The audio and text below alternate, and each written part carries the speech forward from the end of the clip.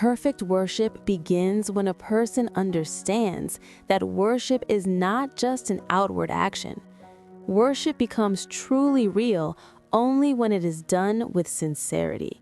When, in that moment, the heart is focused only on God and attached to nothing else, not attached to anything besides God, not treating worship as a transaction, not worshiping for reward, and not out of fear of punishment, not even for paradise, and not out of fear of hell.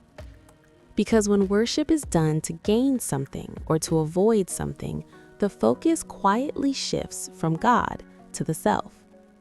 In that case, the form of worship exists, but its reality does not. Yet perfect worship goes even deeper. In true worship, a person is not even occupied with themselves. Why? Because attention to me does not fit the spirit of servitude. Servitude is complete humility. Self-centeredness is moving away from it.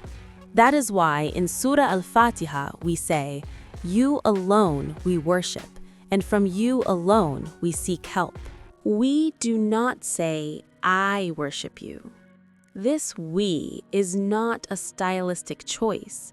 It carries a deep meaning. It means the servant does not see themselves as separate, independent, or central. They see themselves among all other servants of God, within a collective, not at the center. This perspective breaks pride, softens self-focus, and removes any sense of superiority. When a person sees themselves alone, ego grows easily. But when they see themselves as one among God's servants, there is no room left for self-centeredness. From this view, "You alone we worship" is complete in meaning and sincerity. Yet a question may arise.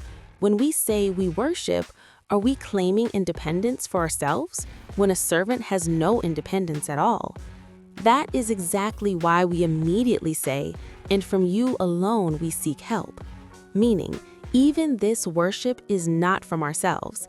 Its strength, its ability, its possibility, all come from you. Together, these two phrases carry one message: pure worship, without any claim of independence and without any trace of ego.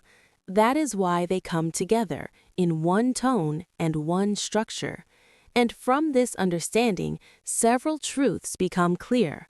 Why the tone of the surah shifts from speaking about God to speaking directly to Him. Why worship belongs only to God. Why you comes before the action, and why seeking help follows worship immediately. And in the end, one truth always remains. God is so great that no one can ever fully give Him His due.